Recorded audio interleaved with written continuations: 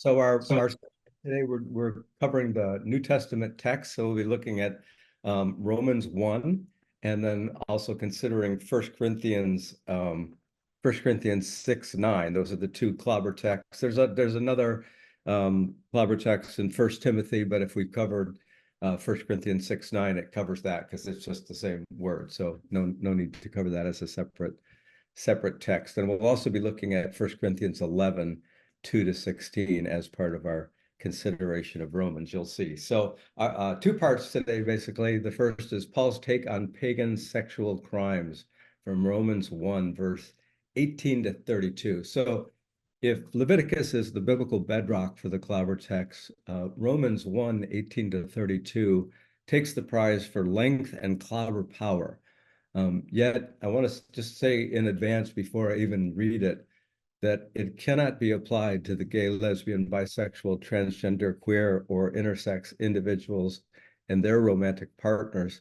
And for the most obvious reason, and it's simply this: a text cannot apply to those it does not describe any more than a dog training manual can help you raise a cat. So Paul in Romans is writing to persuade the Gentiles affiliated with the synagogues in Rome and the Jesus gatherings, probably affiliated with the synagogues as well. He's writing to urge them to abandon their idol worshiping ways. Of all the letters of Paul, he didn't found the church in Rome, so he's writing at a distance. He's not writing from personal knowledge of the church in Rome or the gatherings in Rome. So he opens the rhetorical fashion of antiquity with a diatribe, which is making an argument by way of negative illustrations. His themes are not particularly original. Many of his themes in this section appear in the Wisdom of Solomon, which is part of the Catholic and Orthodox canon of Scripture. Wisdom of Solomon was written by another Greek-speaking Jew roughly 100 years before Paul wrote Romans, so he's probably familiar with it. The focus of Paul's diatribe is idolatry, the root of all other evils, especially sexual crimes.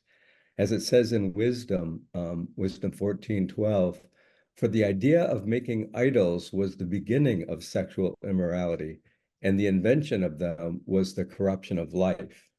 So in Jewish understanding, idolatry comes first, and then all of this bad fruit emerges from idolatry. So it's a cause and effect relationship. Idolatry leads to these sexual crimes. In Romans 1, there's a lot of describing going on, and the question is, who and what is it describing? Let's see. Let's take a look.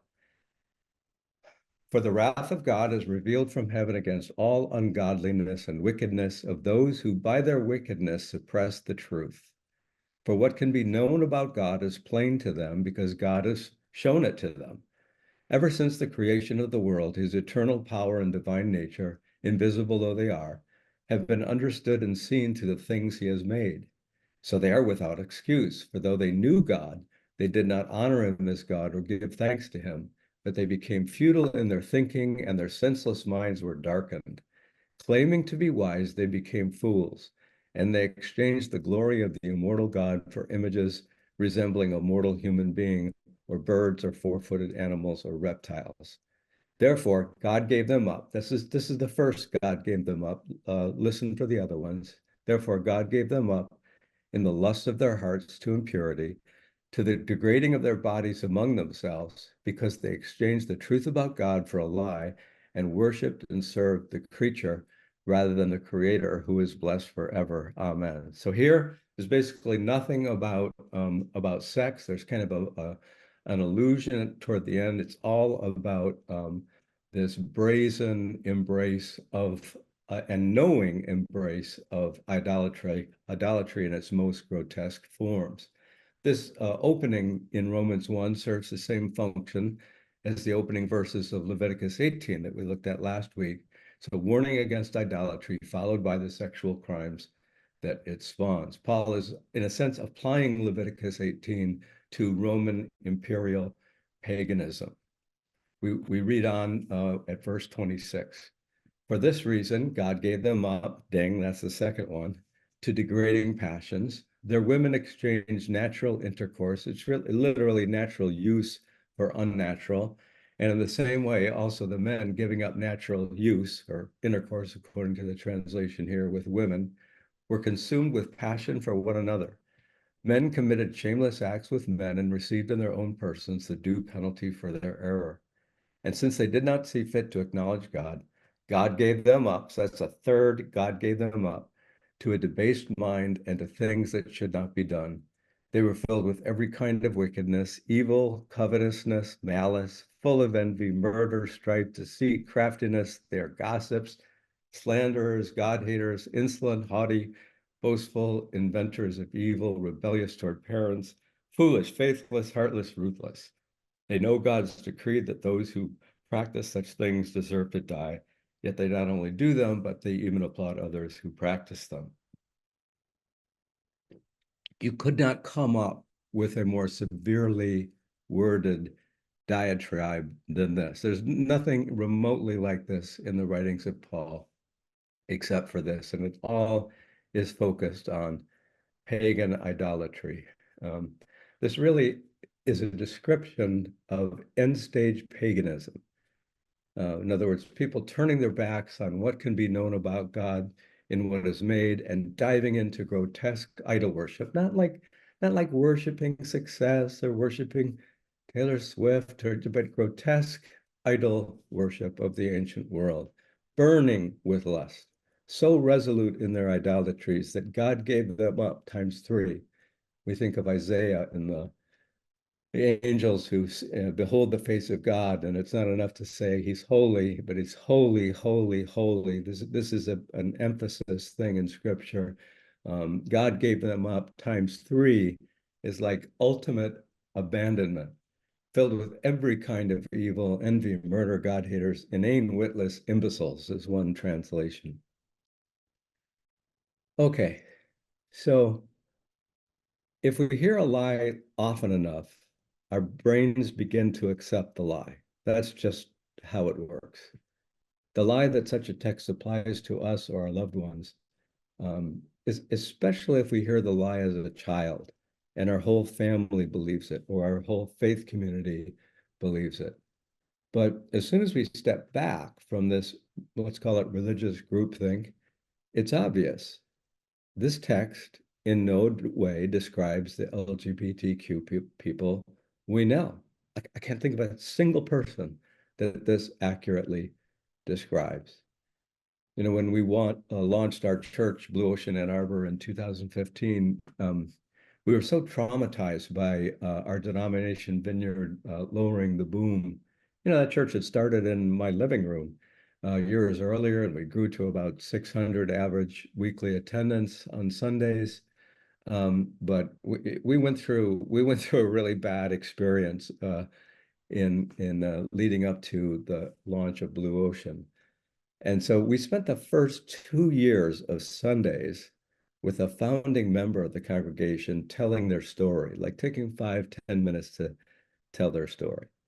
Many were from the LGBTQ community. I think at that time we probably had about a quarter of our congregants were from the LGBTQ community. And so their stories had never been heard before. So it was story after story of growing up in church, being the God-sensitive kid in church or in the family, horrified to find out they weren't like the other kids and who they were attracted to, years of anguish, and finally persisting in or returning to faith despite religious slander and rejection.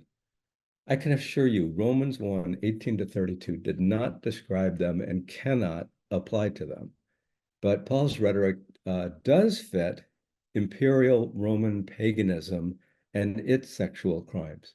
And I would highly recommend a book by Sarah Rudin, who's very familiar with this, the literature of the Greco-Roman period. She's an expert in this, and she's a really good writer. It's a fascinating read. And she has a section on homosexuality that is just to die for. So that book is Paul Among the People by Sarah Rudin. I can't recommend that highly enough. So what were the examples of imperial Roman paganism spawning these sex crimes? Well, there would be temple sex, as is the case in Leviticus 18.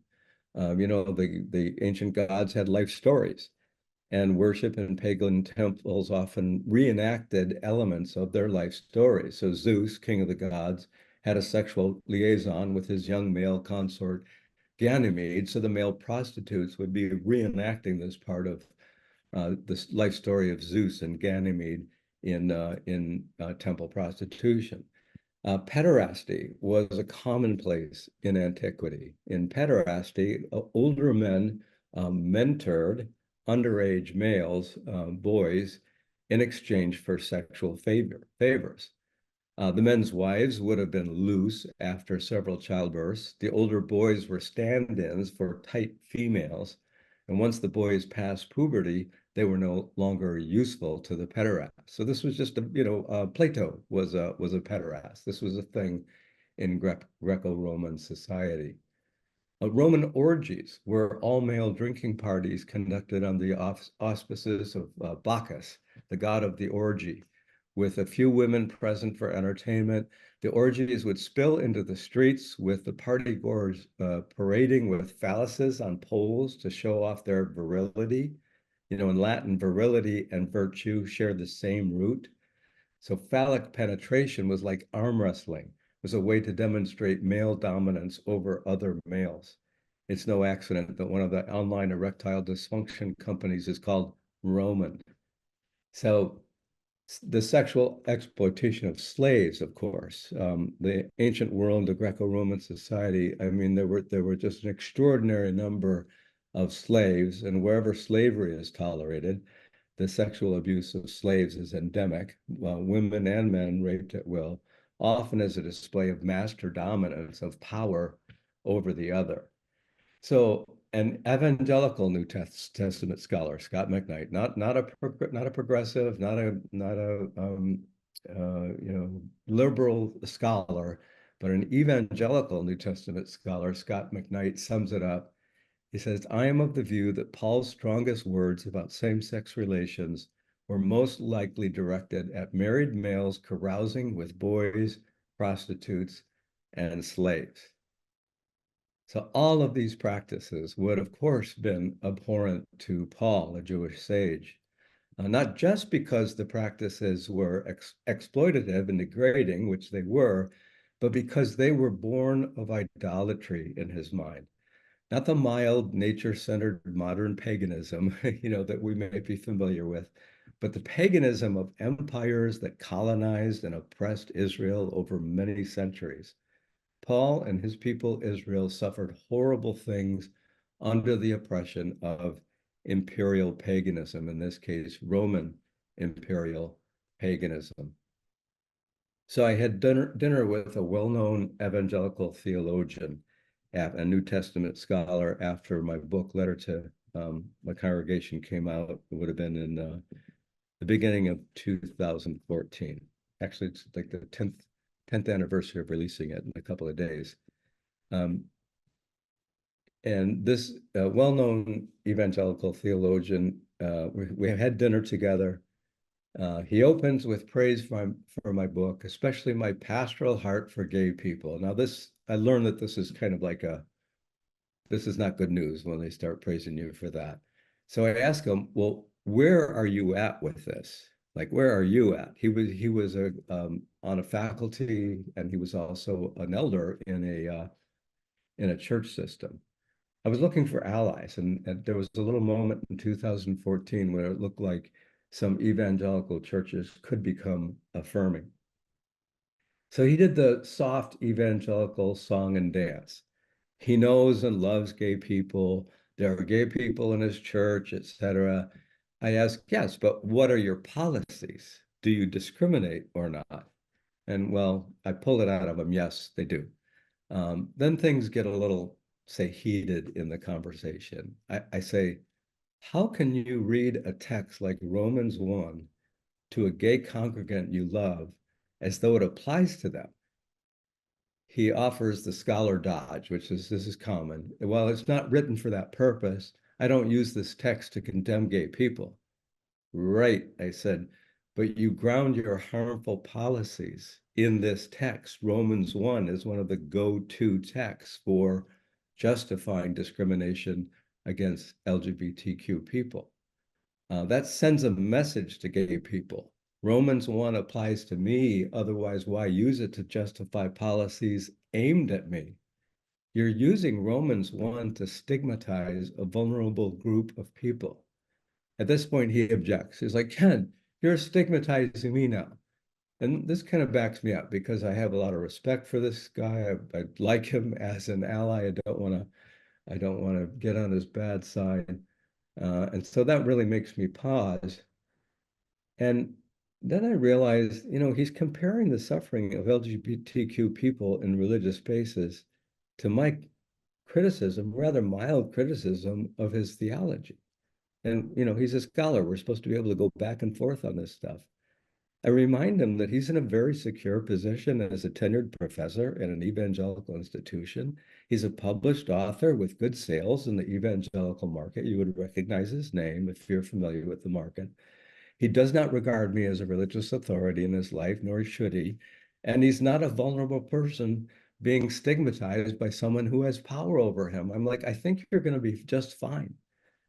So this is just a common thing that people want to have it both ways with Romans 1. They recognize the severity of the language and the fact that it doesn't in any way describe any sexual or gender minority that anyone knows, but they still want to use it as the basis for their policies.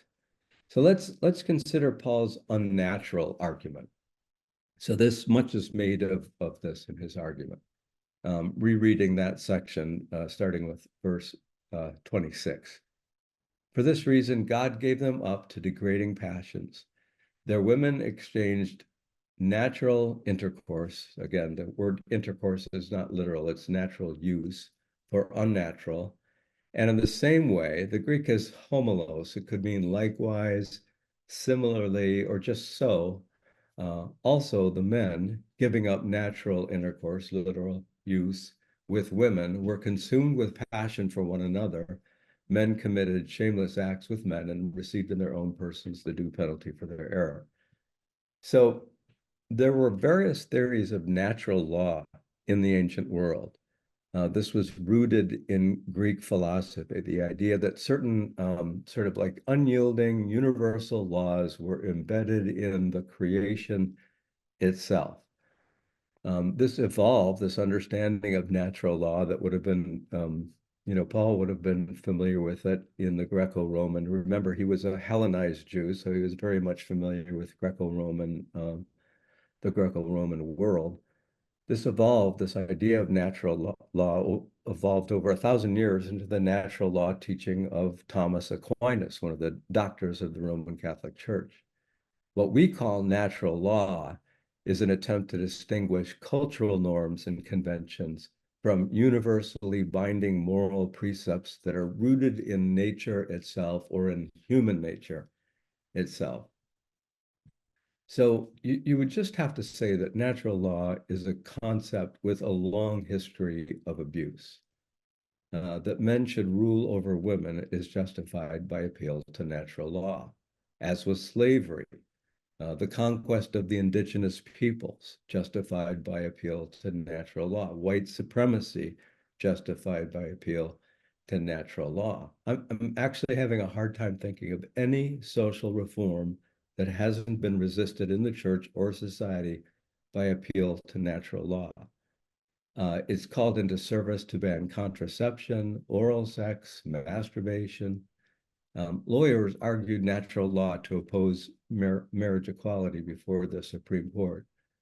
But it's important to realize Paul does not have a carefully nuanced or defined understanding of natural law theory. It wasn't really something that was so important in Jewish thinking. It was more important in Greek and the Greco-Roman world that Judaism was interacting with.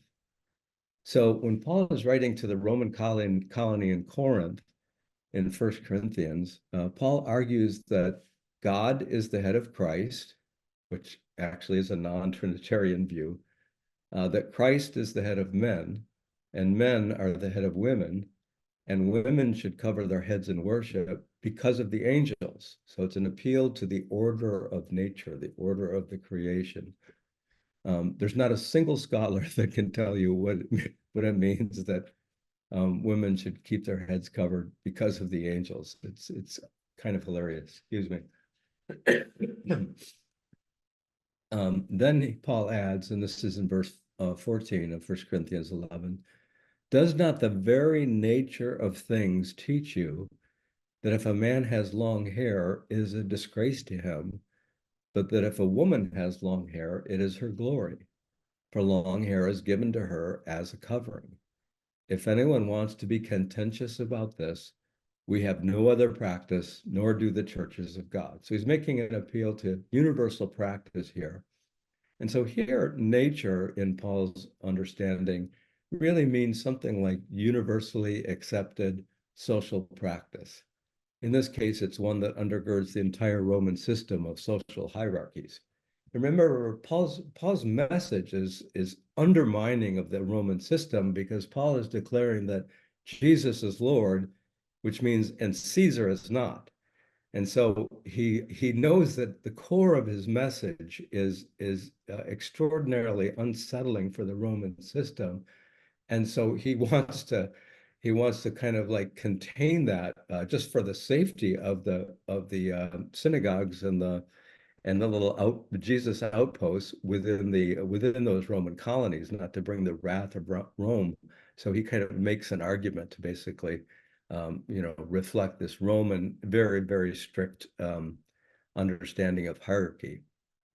Obviously, the natural argument can be turned on its head, that it is unnatural for people to have sex with those they are not sexually attracted to, or that many gay people were born gay, and to either live celibate or marry straight is unnatural. Children of a certain age consider it entirely unnatural, gross, repugnant that their parents would have had sex to conceive them. I can remember coming home from Bow Elementary School in Detroit and telling my friend what I'd learned, and he was like, "My dad would never do that to my mom. It's gross." Later, they consider sex a more natural thing to do. So in short, there's plenty of evidence that Paul is opposing the Roman culture of phallic dominance and abuse of slaves, lower status men, and pre-adolescent boys. Applying it to those it doesn't describe it's pastoral malpractice. It's biblical interpretive malpractice. There's no justification for it. Okay, that's Romans. Now on to part 2, how bad translations corrupt the text. We're going to look at 1 Corinthians 6:9. Now there's a similar text in 1 Timothy 1:10, but it involves the same word. So if we deal with 1 Corinthians 6:9, we've knocked off another clever text along the way. So there you go. So 1946. 1946, that's when an English translation of the Bible employed the term homosexual in a translation for the first time. It didn't happen until 1946. It's in the RSV translation. I'll read it. Do you not know that the unrighteous will not inherit the kingdom of God? Do not be deceived, neither the immoral, nor idolaters, nor adulterers, nor homosexuals, nor thieves, nor the greedy, nor drunkards, nor revilers, nor robbers will inherit the kingdom of God, and such were some of you. So that's the first time in any English translation that the word homosexual is used to translate that or any other verse in the Bible. So you would be familiar with the RSV. The Revised Standard Version was translated by a committee of scholars. So the most trusted translations into English tend to be done by a committee of scholars. And the scholars have ties to various Christian institutions. I think the RSV was connected to the National Council of Churches, which includes the Episcopal Church in it. So the RSV the New Revised Standard Version, the New International Version. These are all examples of committee translations. The RSV was the first major committee translation of the Bible into 20th century American English. So it plays a very, very prominent role in the history of translations. As such, it had a major impact on subsequent translations. So when in doubt, later translators deferred to the RSV, and they would do that especially around controversial issues. So the best-selling New International Version followed suit. So the New International is the best-selling translation. It's more like an evangelical translation. Except the NIV replaced the RSV homosexuals with male prostitutes and homosexual offenders. Because in the original Greek, there are two words, malakoi and arsenokoitai. Hope you can get that in the chat, just so you can get your eyeballs on those two Greek words transliterated into English. Malakoi and arsenokoitai. They're translated in the NIV as male prostitutes, malakoi, and homosexual offenders, arsenokoitai. Listen to the problems that the translators have known about for decades regarding arsenokoitai.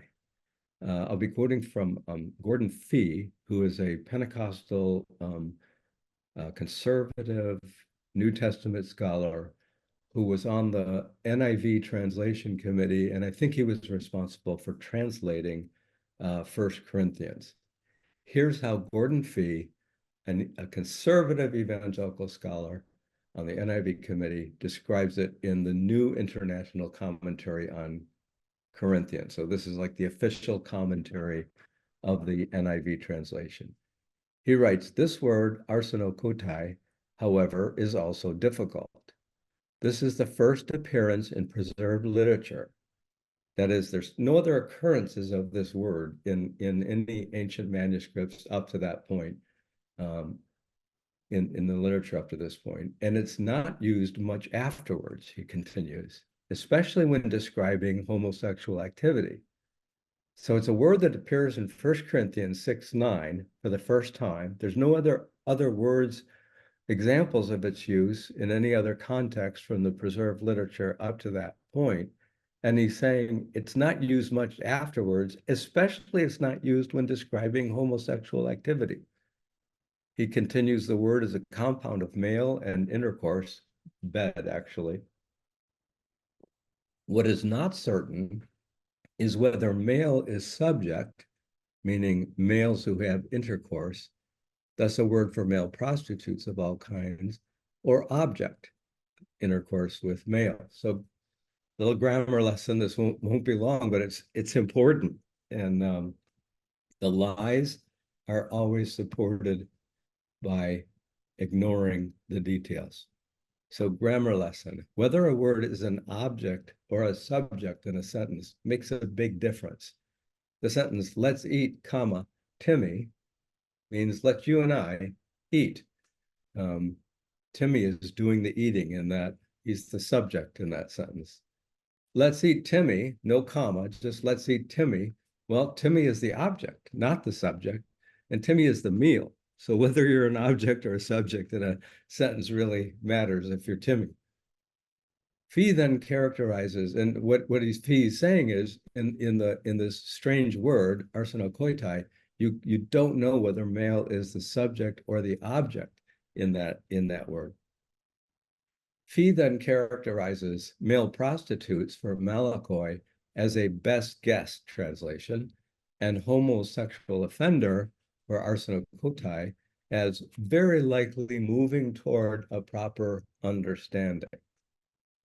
So imagine you're pulled over by a police officer who places you under arrest for grand larceny, and you say, what exactly is grand larceny? And they reply, well, the meaning is uncertain, but I think what you did is very likely moving toward a proper understanding of grand larceny. No, that's not good enough. So before 1946, when the RSV for the first time uses this translation homosexual for this for both of these Greek words. How is 1 Corinthians 6:9 actually translated in other older English translations? Well, the King James Version translates it effeminate and abusers of themselves with mankind.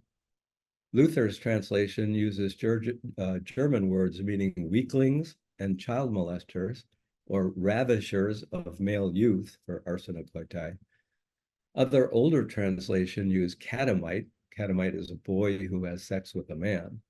These older translations are much less problematic as they don't impugn gay people per se. So the newly minted NRSVUE, New Revised Standard Version, updated edition, now has male prostitutes and men who engage in illicit sex. It's kind of a punt because it's not a precise word, and so they have like a general male prostitutes and men who engage in illicit sex.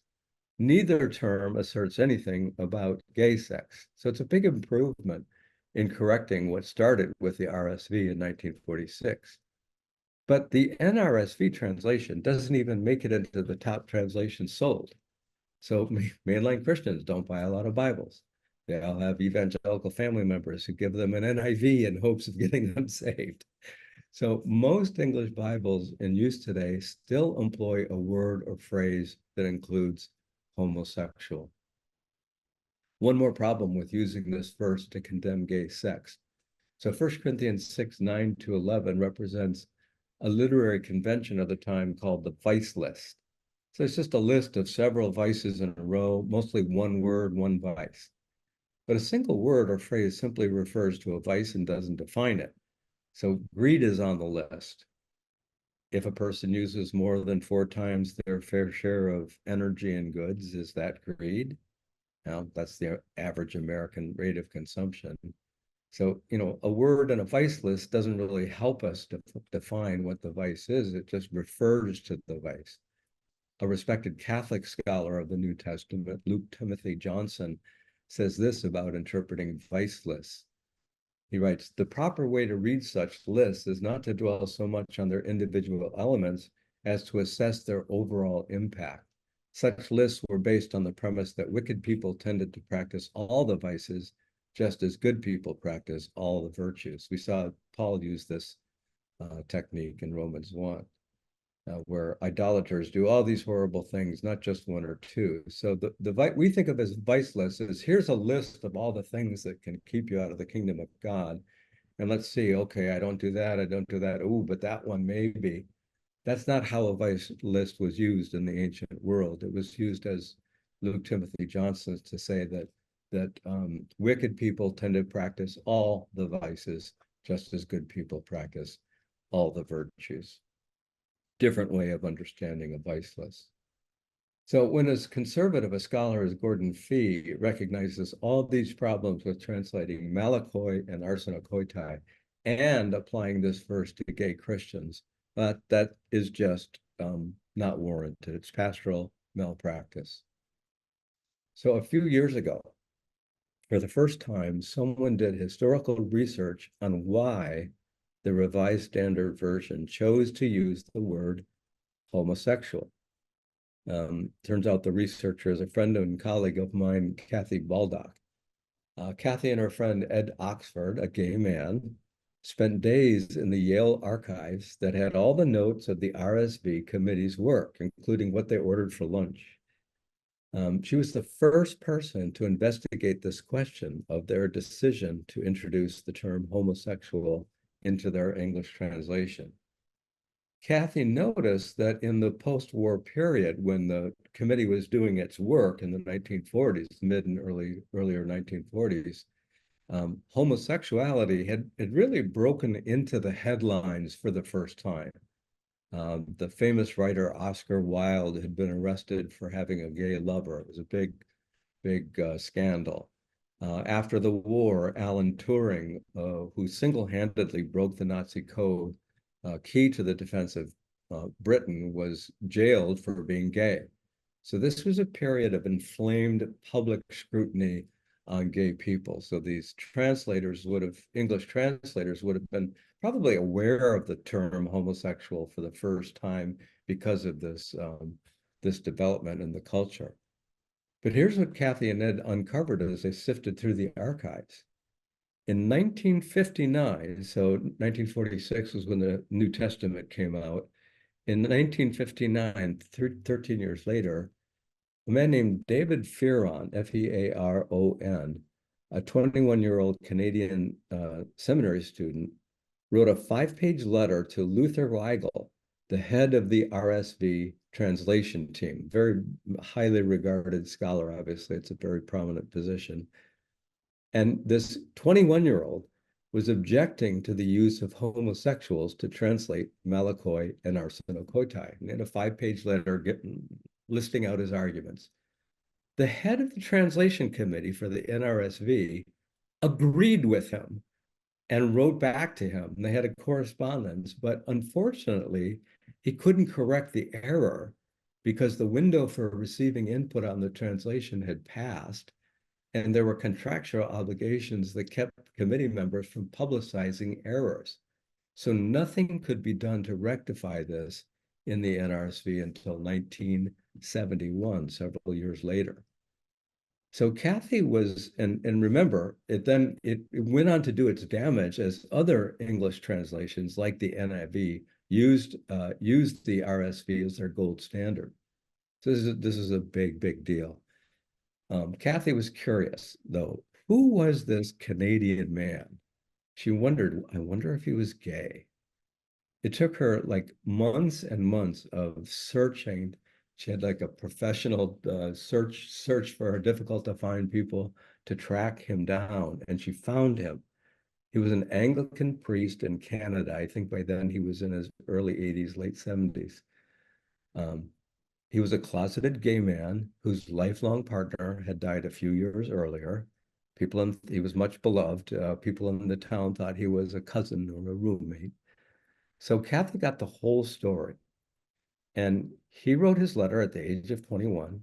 He was shocked when the head of the translation team for the RSV actually read his letter, took time to write back, and agreed with him. Eventually, Kathy invited David Fearon to speak at the Reformation Project, which is a group of mostly young gay people raised in the evangelical church, working to overcome the persecution of LGBTQ people in the church, in the evangelical church. He told a story there, and in the process, he actually came out for the first time in his 80s in any public setting, and he was a hero among the assembled young gay Christians who gave him a standing ovation. It's on YouTube. It's just amazing to watch that. Moral of the story, and we're wrapping up now. When lives are at stake, it really helps to speak up. And there may be a long delay between the speaking up and the change we hope for, as there was for this 21-year-old Canadian seminary student who screwed up his courage to write that 5-page letter to the head of the RSV translation committee. But speaking up matters, whether it's to the head of the RSV translation committee or it's Uncle Bob at Thanksgiving dinner. It's especially important that straight people speak up. So we don't bear the load of living in a contested identity. So the least we can do is to speak up. Saying something is so much more important than saying the right thing. Saying something is more important than saying the right thing. In those moments, I would advise, don't focus on convincing Uncle Bob. Focus on supporting your LGBTQ friends who are not in the room. So in 2012, I'd basically done my homework. I was preparing our church to move toward an affirming position. I was working with our board and our 70 lay leaders, and a letter to my congregation was a literal letter to my congregation before it was a book. And a board member and his spouse wanted to meet with me. And they were the largest contributor uh, to our congregation. Probably gave like $50,000 a year.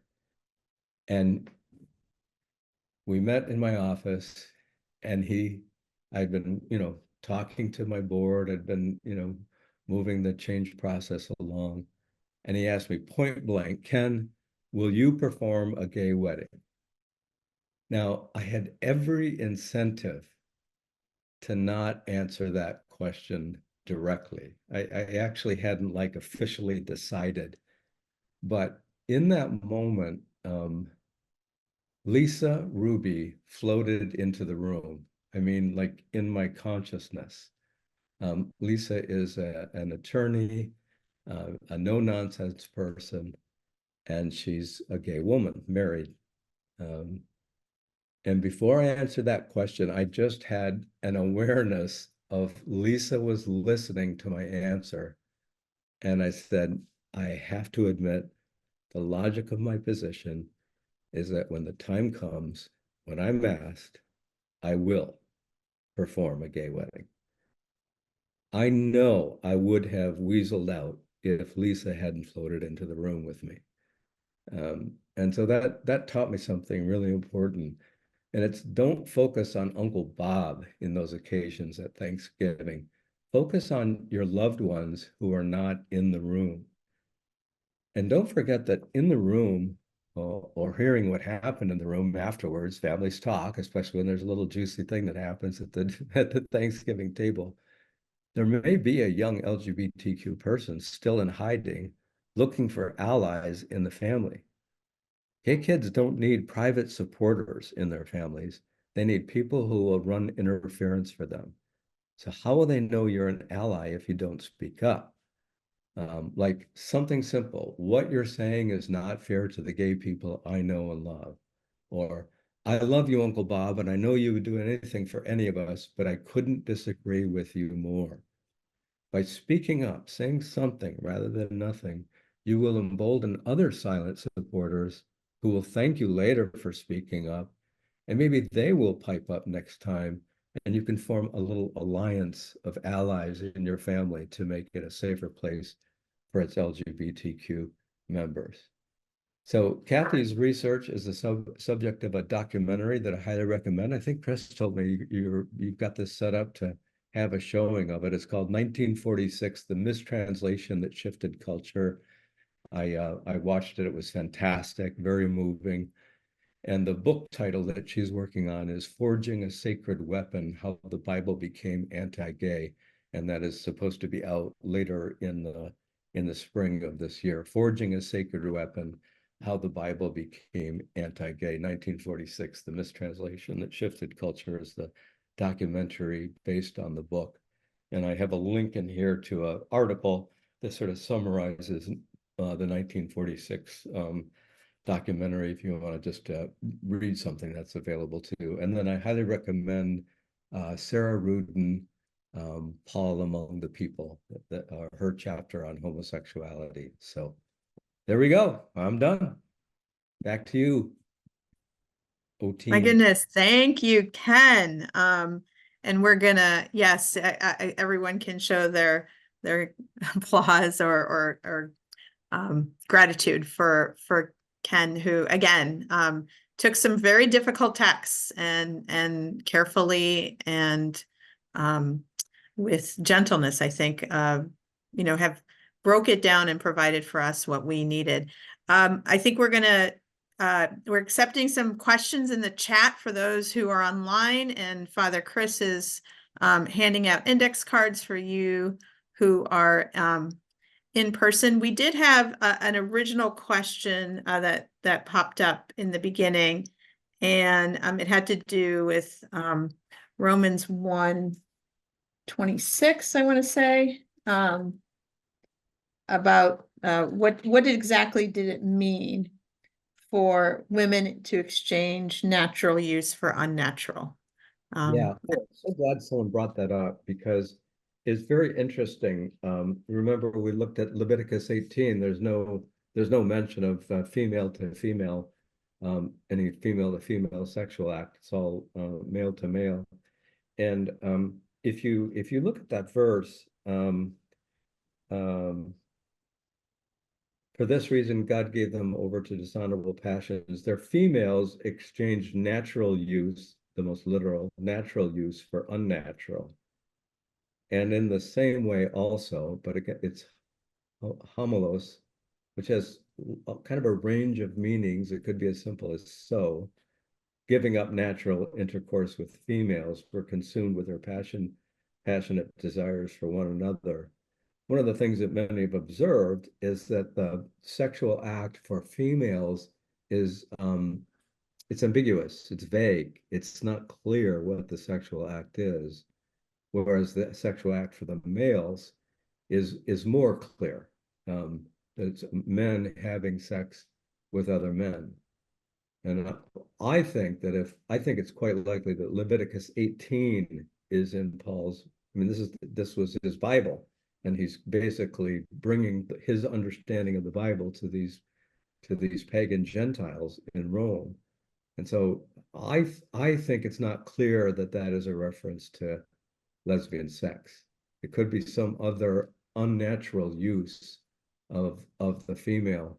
There have been, different suggestions about that, but and if that's the case, then there's not a single prohibition of lesbian sex in the entire Bible. And the most you can say is that there is a very ambiguous reference here, not a clear reference at all. So that I think is interesting to note. Again, if homosexuality was his concern, surely you would be clear about both acts there. Thank you. Yeah, that and it I don't know if this is significant, but I did notice that when they spoke of the women, they talked about their women. So a possessiveness to it Yeah. that I think is significant. Again, saying that there might be I'm always struck by the corroboration between things that can go wrong sexually and acts of violence. They're very closely linked when you can use a body and abuse a body. And so I'm wondering if that has something to do with it as well. Whoever the women belong to being forced to do things they don't want, or so on and so forth. Paul is bringing the gospel to Roman society, and Roman society is like highly hierarchically structured. Like at the top are elite freedmen, and then they're in charge of everyone else, men and women especially, and then it's a very strict hierarchy all the way down. And he thinks that Jesus is coming back any day now, so his goal is not to like change Roman society. He wants to protect his little churches from having Rome come down hard on them. I mean, the synagogues had this special exemption. They didn't have to do obeisance to Caesar, and these Gentiles were in a little more risky position. So I think he's kind of like trying to protect them by reinforcing the Roman hierarchy, and you just got to ask, well, is this like the enduring, is this the enduring ethical standard? No, this is something that is highly dependent on the culture and the time and the circumstances. No one even conceived of anything like an egalitarian marriage relationship at that time. It was impossible to conceive of it in that culture. So that's a big factor. Yeah, and I mean, also very important in terms of context is to remember what Romans 1 is trying to accomplish, which is to be always held in conjunction with Romans 2 and Romans 3. Basically that we have a group that we call Gentiles and a group that we call Jews, and guess what? All have fallen short of the glory of God. We all have messed up. So what needs to happen? We need Jesus. And that part is So this is such a subsection of Paul's ultimate desire in Right, Romans. right, right. Yep. Father Chris, are you there? Yes, and I have a question here. Ken, do you have any thoughts on the early church, Christian writers? What do they make a distinction between procreative and non-procreative sexual intercourse? Was that an important distinction? Yeah, I mean, the ancients in general and ancient Jews in particular had a very, very strong value on procreation. That procreation was kind of like what legitimated sex, right? And so it would be impossible for in that society to conceive of men who didn't have sex with women in order to procreate. It was like a civic duty. And of course, the human population at that time was quite small and was, at various points, a famine away from extinction. And so and the economics of things all pointed in the direction of the importance of having a lot of children. And so, yeah, that was like a civic duty. Men were obligated to procreate and to have sex with women in order to create offspring. So that's very much part of the underlying moral rationale there. And it's what was natural and unnatural as well. It was natural that one would be procreative, and not procreative is not natural. Right, right. So it wouldn't have been possible to have gay couples, in that kind of a system, because every man had an obligation to be married in order to procreate. So just like history hadn't reached the point where it was possible to have a recognized group of people that we now later called homosexuals and now refer to as gay. Just as it was impossible to conceive of a marital relationship that was a marriage between equals.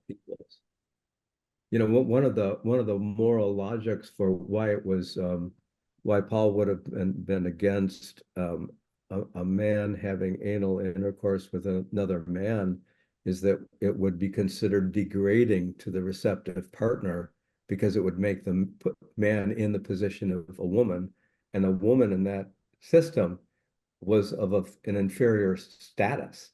So it would be degrading to a male to put another man in the position of a woman by being the receptive partner. And the same did not apply to women. Women who were masculinized, with that, there was nothing wrong with that, because it was based on the strict gender hierarchy. So, the ethics of any sexual act is highly contingent on the context, and that's why these are so difficult for us to untangle, because the moral logic of the act is kind of beneath the surface, but very much driving the ethics of it. We have another question here. I don't know if you can answer it, but it's about the other faiths, Judaism and Islam. Do they use the Old Testament references to condemn homosexuality? Do you know that? Yeah, I mean, I think I'm not an expert on Islam. I know within Judaism, all the debates that Christians have had their parallel within Judaism. So Reform Judaism was the first to accept gay rabbis and do same gender weddings, and then the conservative branch of Judaism some time ago made that switch. Orthodoxy has the Orthodox Judaism, generally speaking, hasn't. So kind of all the varieties that you have in Christianity, you have in Judaism, and Islam. I wouldn't even hazard a guess. I'm guessing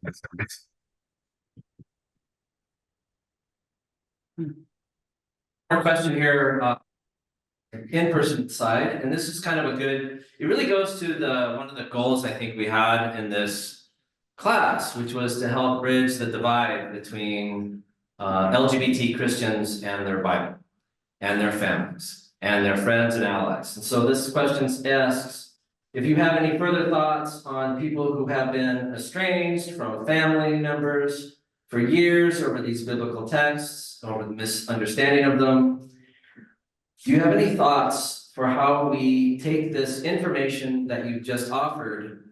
How do we take it forward and use it as a way of healing that divide? Yeah. You know, I think one thing is that anyone who's taken a class like this has studied the issue far more than the average committed Christian. So just coming to these 3 classes, like, you know more about the ins and outs of this than the vast majority of people. Most people have not studied this. So I think it actually just is a very simple thing to do, is to let people know that, look, I've studied this, I've looked into it, I've considered these texts in depth, and I don't think that they are addressing gay relationships or other relationships today. They're addressing something else. And it's not like that's likely to change someone's mind in one conversation, but I would not cede the ground of respecting the Bible, taking the Bible seriously. I would not cede the ground of devotion to God, any of that sort of thing. I would assert that ground, over and over again. And the fundamentalist or the conservative on this kind of like occupies the ground of, I take the Bible seriously and God is important and I organize my life around God. And I would come right back at him and say, well, me too, and I've studied these texts, I think, better than you have. And, don't cede the ground of faith in your interactions. In our congregation, I mean, we have people and families where it's so toxic that they can't have meaningful relationships, and that's a real tragedy. But that's not the most common outcome. Parents and grandparents, they adapt and they change over time. And so, I would be trying to act like a kind of an anthropologist in a family and like look for the soft spots, like maybe it's a grandparent or an aunt or an uncle who's the most supportive. If you can find one supportive person in the family system, it makes a huge difference. And families do change on this, and there's a lot of change going on. So I'm hopeful. Yeah. On this score, which is don't give up on relationship. Keep being a witness, being a living witness, a living testimony of your love to those whom you love, and give time and give the Holy Spirit time. I have seen it come around many, many times, and I know many people here have. And in the fullness of time, it all comes around, right? And we're all going to have a big laugh about this, and we're going to break. Wish that we had figured this out a long time ago. Amen. Can we give another round of applause to Ken before we... Somebody wants to know if they can share the videos. Oh. With other people. Yeah, I do want to mention Love Wins here at Chrysler's Cranbrook is going to be doing a showing of the film 1946, which really details that translation issue. It's happening on Wednesday, February 27th at 7 p.m. So if you're online and you're in the Metro Detroit area, we will send it out email, and you will be welcome to join us. And we'll continue this important, this is evangelism. This is Episcopal evangelism, in my opinion. Yeah. And you said 27, it's 28. 28. 28th. Yeah. 28th, February 28th, 7 p.m. Okay. My friends, we're gonna say goodbye for now. Enjoy the conversation online. And thank you again, Ken. Yeah, we're going to continue here online if you'd like. And we have the privilege of spending a little bit more time with Ken. And so I'm going to I think I'm going to go ahead and do my magic as host and unmute you all, or ask you all to unmute if you'd like. And I invite you to offer any kind of questions. The other thing you might want to do with Ken here, which is kind of nice, is share what has affected you. What's your biggest takeaway? What have you really appreciated learning? So the floor is yours. Welcome you all. And I'm looking for open mics. Kristen, you have an open mic? Yeah, I was just gonna make that comment. Good to see you, Ken. That I typed in the chat about saying something is better than, saying the right thing. Because this was very validating for me this weekend, because we were holding LGBTQ focus groups at work, and this was a comment that I made where I want to be that ally and advocate who always says something and uses the opportunity to educate. But what was validating is somebody also said that they feel like allies will take it too far and take the voice away from the person or the community, which I don't think is ever anyone's intent, or even that's what occurs. So to me, I personalized that a lot and was like, well, I don't feel like I do that. I don't feel like I've seen anyone else do that. I've also never seen someone take allyship too far. I can't fathom what that would look like. So just that for me was very validating, of because that's kind of been my thing is, well, we all want to be allies who will at least feel comfortable to say something, even if it's not the right thing. And that was the point I was trying to make in that moment. So Yeah, that's good. Yeah, thank you for saying that, Kristen. It does remind, we just had a week ago here at church, and a woman who is older, and I mentioned that because I think it's relevant in this situation, who said to a man who's married to another man that she liked seeing his brother. And so the gentleman corrected her, says, well, that's not my brother, that's my husband. And she said, I think I like seeing him as your brother. You both look alike. And I heard that and I was appalled. So it turns out that God made a way that she repeated it when I was there. And I said, dear one, not his brother. They are married. They're husbands. And I'm going to ask you to say that. And she apologized. So I appreciate, your fervor for being an ally. Maybe the concern is also to know that, quote unquote, victims have voice as well. And their voice is just as powerful. So maybe it's just a balance in listening to the Spirit. Ken, do you have any more you want to add? No, I would agree with Kristen. I've never really, I can't think of an occasion when a gay person objected to me speaking up or siding on, I can imagine settings where that might be the case, where you would like speak for the gay community or something like that, where you don't really have the sort of the right to do that. But yeah, that's I wouldn't let concern for that. I think the way you put it was like it's really hard to go overboard on the allyship, We're human beings who are totally dependent on our good standing in groups. And so we're really wired and designed not to make waves. not to say something that's even slightly awkward in a group setting. So I think so much of our socialization is on that side. And it's like we have to screw up the courage to say something often, Sandy, I see your mic's open. Would you like to ask a question? Yeah, Or- I'm appreciating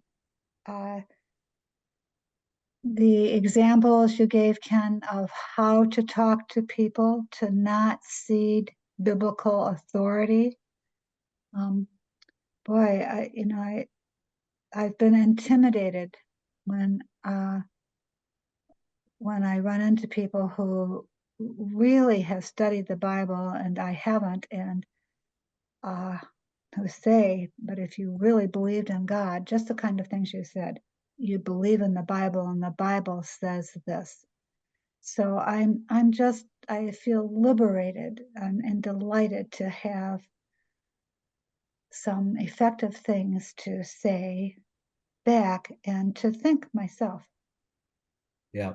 Yeah, if you just read, I think the chapter I did on scripture, and I read it recently, I was like, oh, this is pretty good. I wrote it 10 years ago, but and I don't know, it's like a 20 page chapter. If you read that chapter 3 times through, you would have it down, and you would know way more than anyone you're talking to about.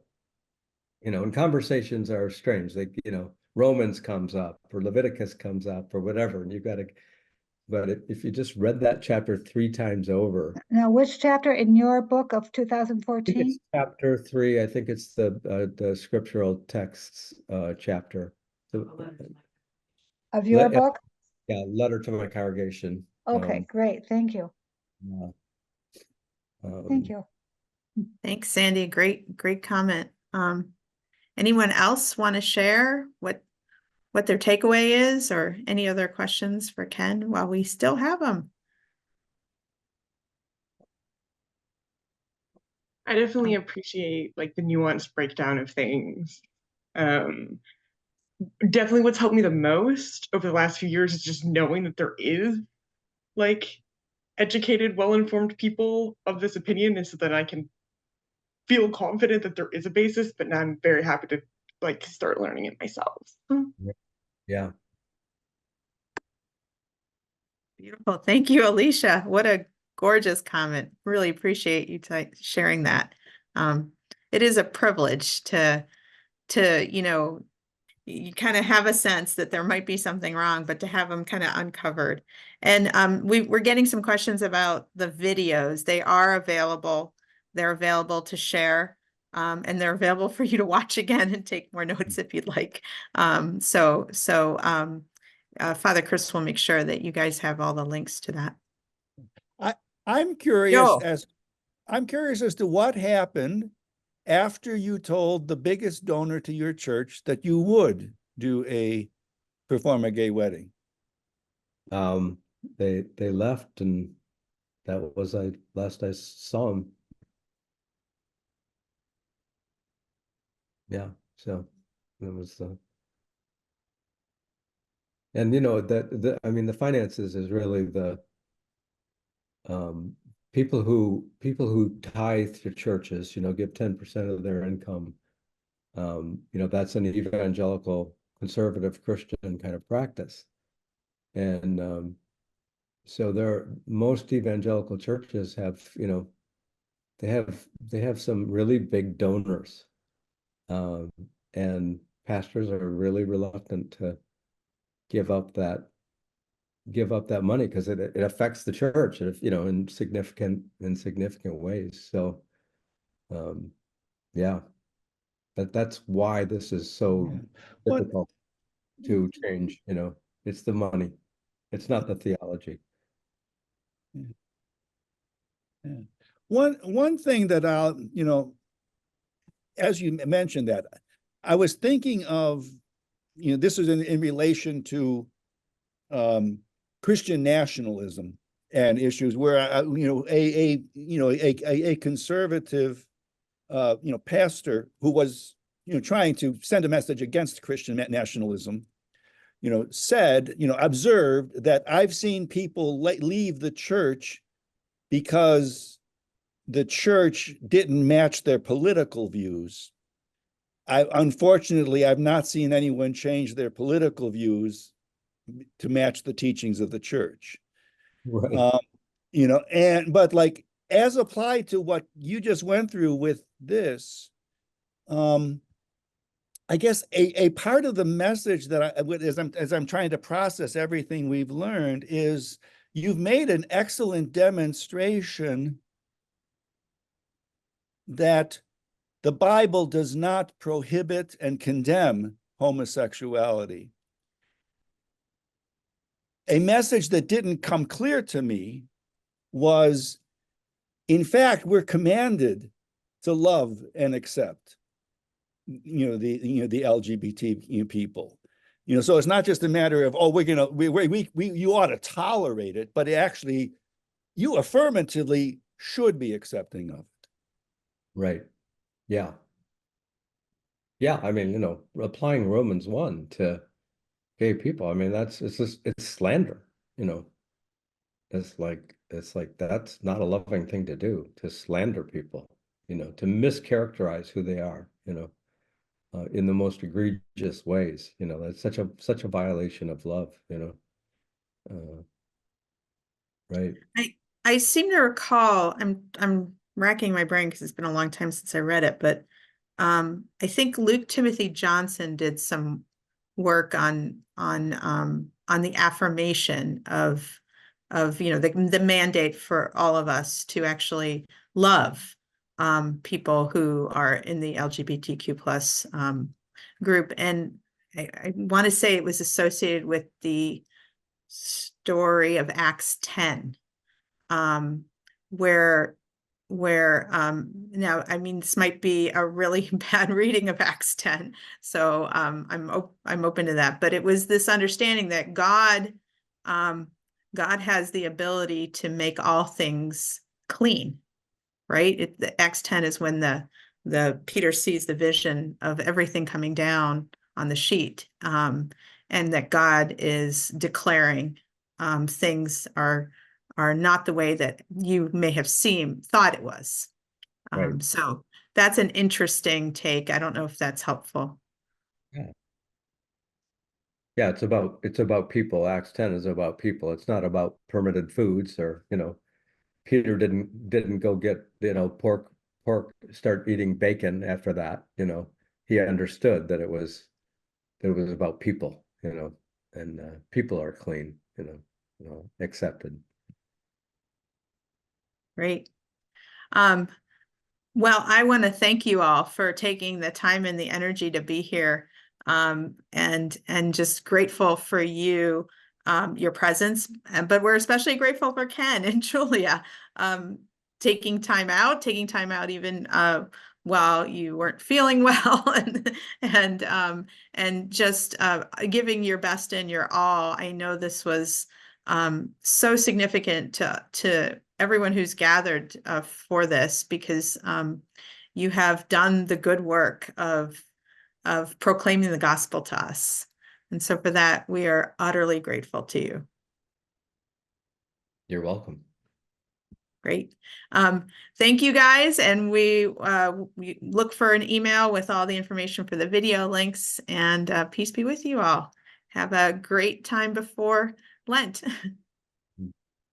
Thank you.